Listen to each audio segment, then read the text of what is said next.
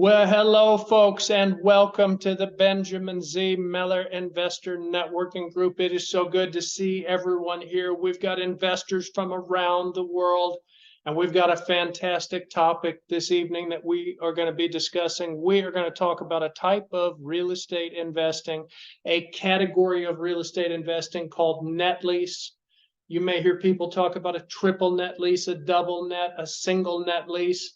It's used in commercial real estate, and we'll go through exactly how it works and how you can profit from it. So what exactly is triple net real estate investing? Well, it's a type of commercial real estate where you purchase a commercial property and then you're going to rent it to a business. So you're not renting it to a person, you're renting it to a business. And that business could be a big, powerful company like McDonald's or Walgreens or CVS. Or it could even be a small business, a little plumbing company, Joe's Plumbing, it could be. And there's different types of net lease. There's a single, a double, and a triple net. There's also an absolute net lease and a hell or high water net lease. There's a few others, we'll go through them. But first, let's talk about the value of commercial property, because it is determined not with a comparable sales approach, but with what's called a capitalization rate, or a cap rate. And that is just the net operating income of the property divided by the price of the property. So let's imagine a property costs $1 million, and let's say that it has net operating income of $50,000.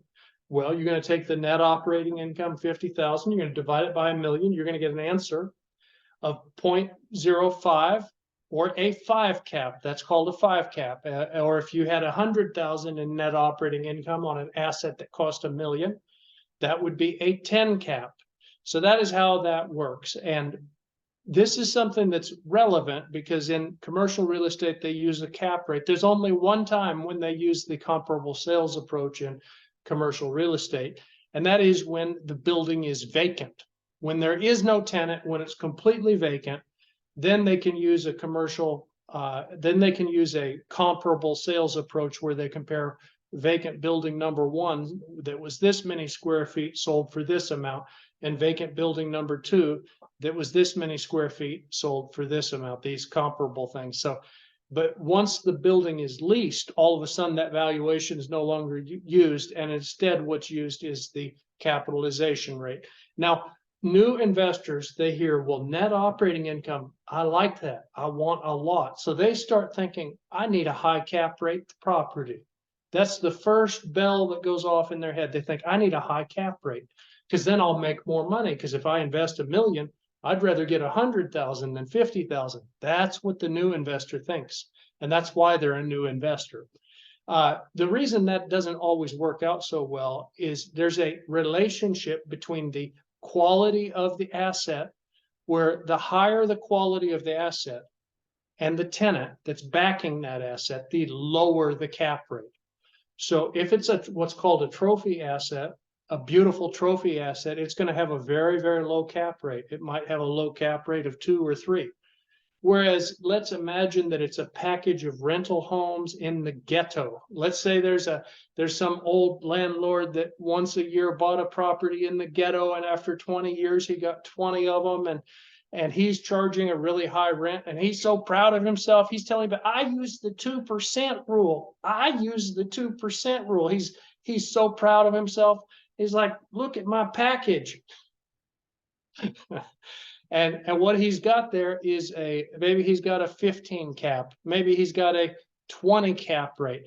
That is not a good asset for you to buy because it's a dangerous asset to have. There have been landlords that have been shot going into the ghetto trying to collect rent. So yeah, it might on paper look like it's a great asset, but unless you've got a sheriff that works for you that will go collect the rent, you should avoid those sorts of things. So that is how that works. Now let's talk about credit versus non-credit tenant.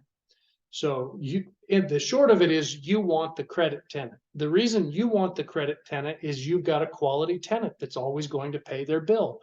McDonald's does not pay their bill.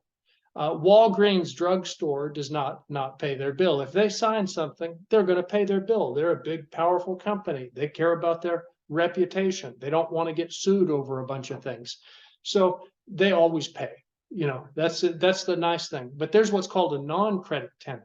Now, a non-credit tenant might be Joe's Plumbing. Joe's Plumbing comes in, and it's a guy that he started the company 10 years ago, and he's got 6 or 7 plumbers that work for him, and they've got 10 or 12 trucks, and they need some place to park them. This is a non-credit tenant, because if Joe has a divorce or a problem, he's going to quit paying you. But Walgreens will keep paying you. So you get financial stability with a credit tenant. You get longer term leases. If you don't like having to negotiate all the time with your tenant, with a credit tenant, you will have that advantage. You also don't have to fix anything. A credit tenant will go and do all of the repairs. The credit tenant doesn't want your handyman going in and fixing anything. The credit tenant, they've got their own department that has experts that'll come in and make sure that it looks exactly the way a McDonald's should look. It's going to look exactly the way a Taco Bell should look. That's what a credit tenant does. They make things the way they want them to look. So what are some typical cap rates? So we talked about the ghetto, where you might have a package of houses that is at a 20 cap. Well, if you're talking about commercial assets and we're talking about averages, you might see retail national cap rates ranging from 5 to 7%. Maybe a fast food restaurant would be, for example, 5.5 to 7. But these are sort of the normal ranges. And of course, that fluctuates over time. Here's a few more examples that I will show. These are some great examples here. I'm going to open this up. So this is a report, and you can get these reports all over. They're not hard to find, but this is done by a company called Matthews, great company.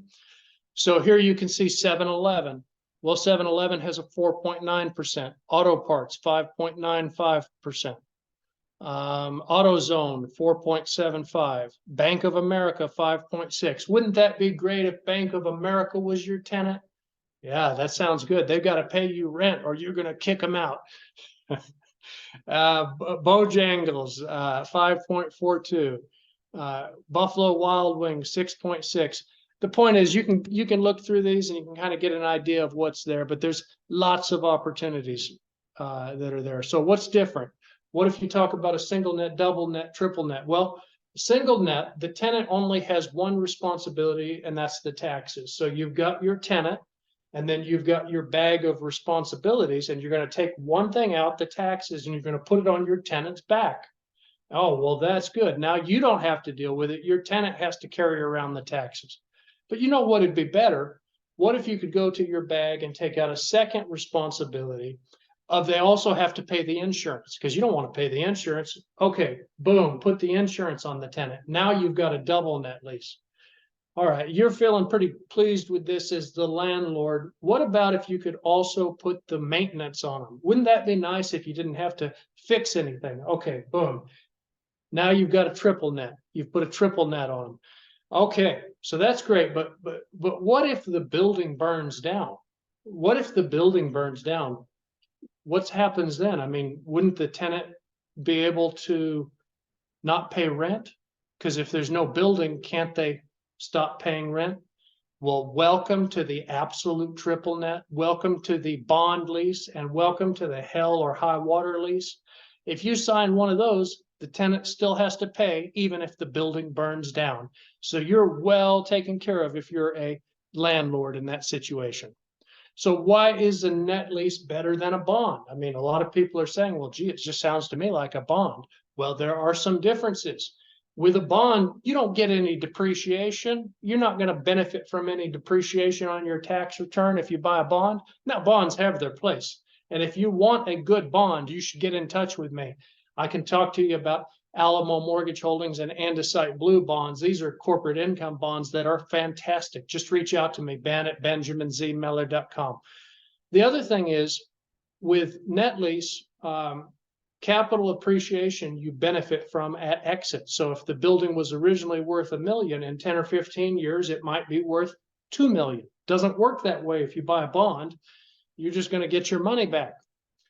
Why would a big rich company rent instead of buy? I mean, you're thinking to yourself, well, I like the idea of being the landlord. Why do these big, powerful companies not not just buy the building. Well, folks, they can buy the building. They have plenty of money to buy the building, but they prefer to focus on their core business because they think, well, we're in the business of doing coffee. We are Starbucks, and we can get a higher rate of return on our money if we invest in our core business compared to being a landlord where we might get 8% rate of return.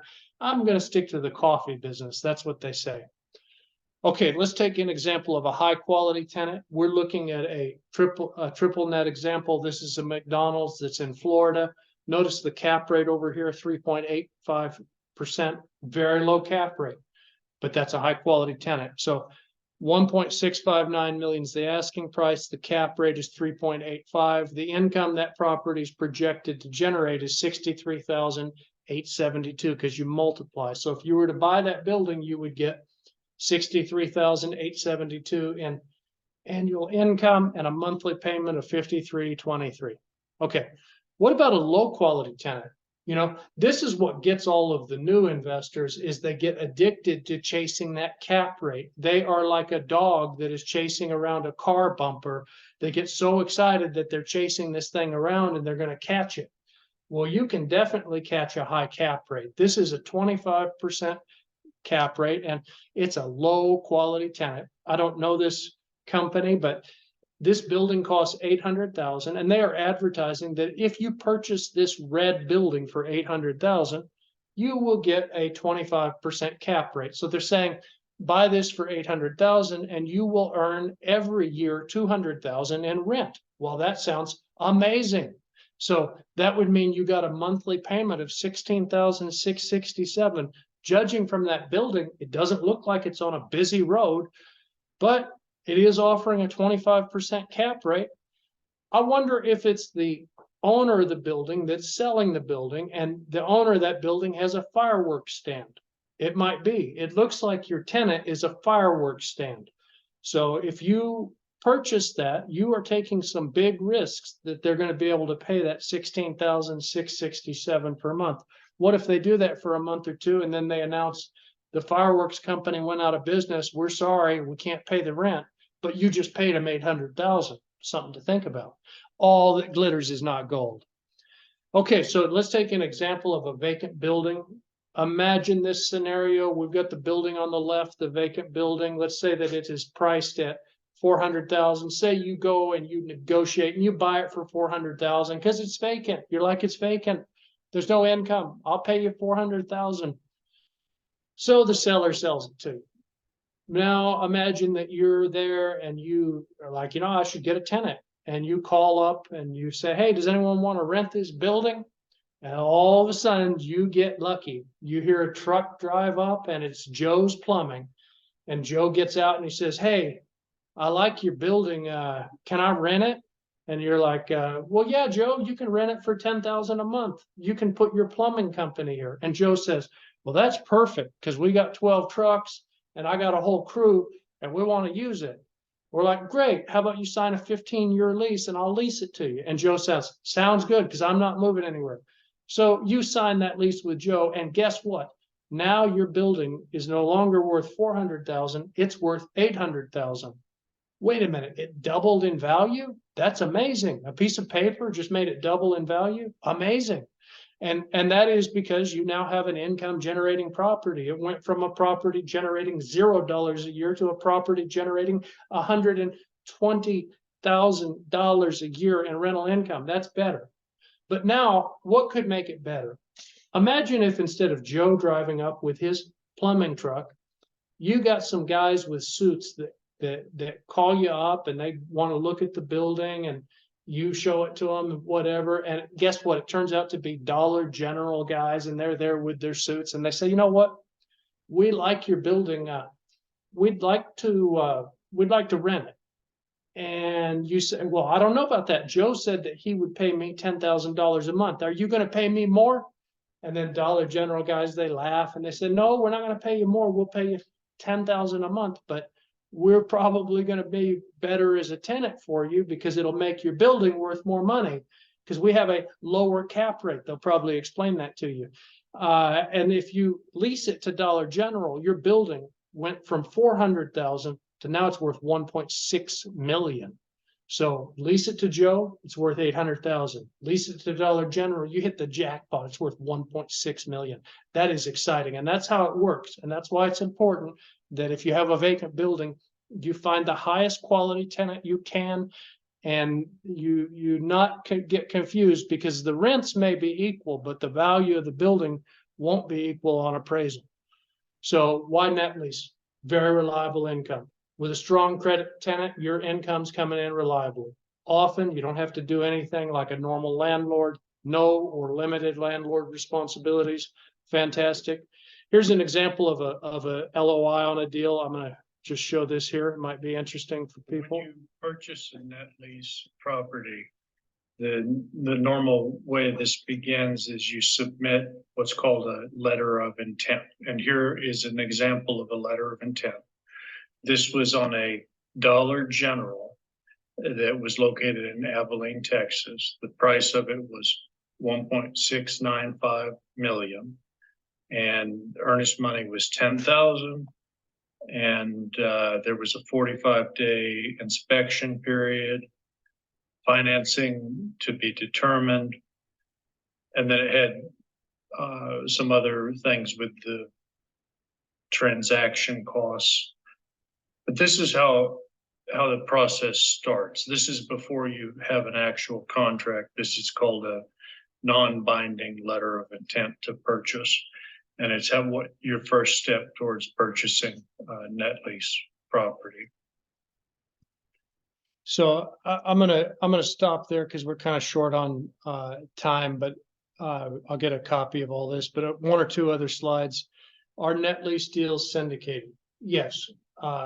It's also, if you understand net lease and you want to do the work for the limited partners that maybe don't understand all the intricacies of this, you can become a syndicator that purchases net lease deals. You can specialize in something like I buy Dollar Generals, or I buy Walgreens, or I buy whatever it is, and then, you know, focus on that. So a lot of opportunity there.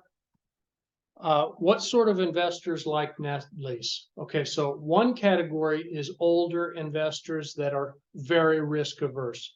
These are investors that they would like to earn a little bit more money than what they can earn in the bank, but they cannot replace lost money very easily. So they're very conservative, and that's what attracts them to net lease. They're not at that stage in life where they want to make a tenfold return or they want to double money. They just want to enjoy their life and not lose money. So older investors that are wiser go to net lease. A lot of them go in that direction.